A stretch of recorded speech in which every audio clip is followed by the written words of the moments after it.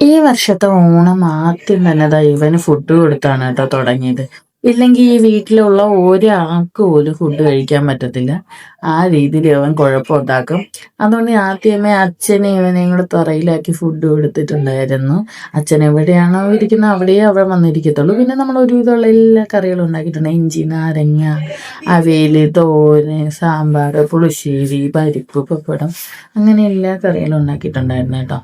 പിന്നെ നമ്മൾ പായസവും ബോളിയും ഉണ്ടായിരുന്നു. ഫുഡൊക്കെ കഴിച്ചിട്ട് എല്ലാ തവണയും നമ്മൾ പുറത്ത് അത്തം കാണാൻ പോക്കാണ് പതിവ്.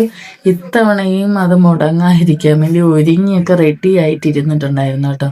പക്ഷേ ഇത്തവണ മഴ എല്ലാം ചതിക്കുകയാണ് ചെയ്തത്. മഴയൊക്കെ പെയ്താലും നമുക്ക് മനസ്സ് പറയുമല്ലോ വെളിയിലോട്ടൊക്കെ ഒന്ന് ഇറങ്ങണമെന്നൊക്കെ ഉള്ളത്. അതുകൊണ്ട് തന്നെ നമ്മൾ രാവിലെ ഒന്ന് പുറത്ത് പോയിട്ടുണ്ടായിരുന്നു. അതിനുശേഷം ഉച്ചയ്ക്ക് ചോറൊക്കെ കഴിച്ചിട്ട് എല്ലാവരും കൂടെ ചേർന്ന് ഒന്ന് ബന്ധുക്കളെ വീട്ടിലൊക്കെ പോയിട്ടുണ്ടായിരുന്നു. ചെറുക്കന് രാവിലെ മോർണിംഗ് മുണ്ടൊക്കെ എടുത്ത് കുറച്ച് ഫോട്ടോസൊക്കെ എടുത്തിട്ടുണ്ടായിരുന്നു കേട്ടോ.